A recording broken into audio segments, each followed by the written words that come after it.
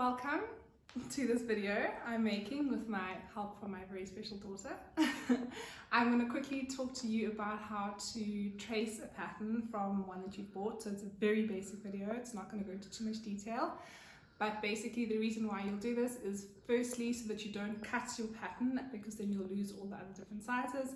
And secondly, if you want to make changes and you make too many changes, then you don't have an original to go back to. So it's always very important to keep your original pattern and rather trace off the size that you want. So I'm going to show you what you need and how we're going to do it.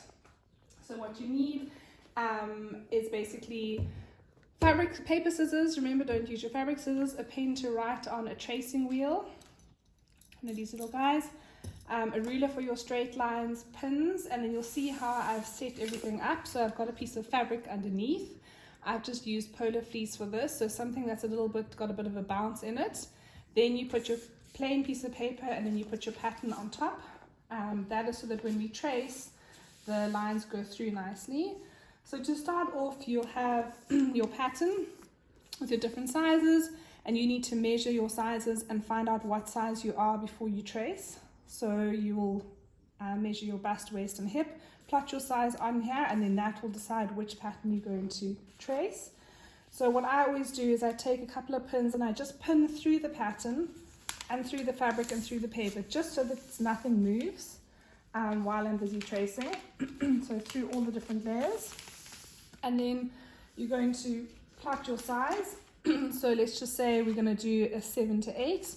So with the tracing wheel, what we're going to do is basically we're going to take, for the straight lines, you can just trace like that, and you'll see that your little lines are coming through onto the piece of paper underneath.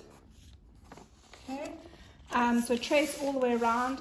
Just remember that the most important thing is your grain line. Always trace your grain line with the ruler, because that needs to be dead straight. Without the grain line, you don't know how you're going to place your pattern. Once you have finished tracing, then you'll cut it out.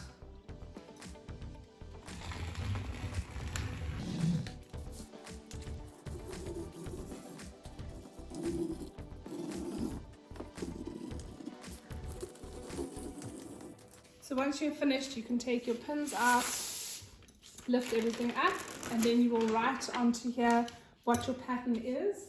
So I will write then on here that this is my leggings. I can put there the age as well, which was 7 to 8. It's the front and the back. And I'm cutting ×2 material. And then you will cut it out using your scissors, and then you have your pattern transferred and ready for you to sew with. Thank you for watching.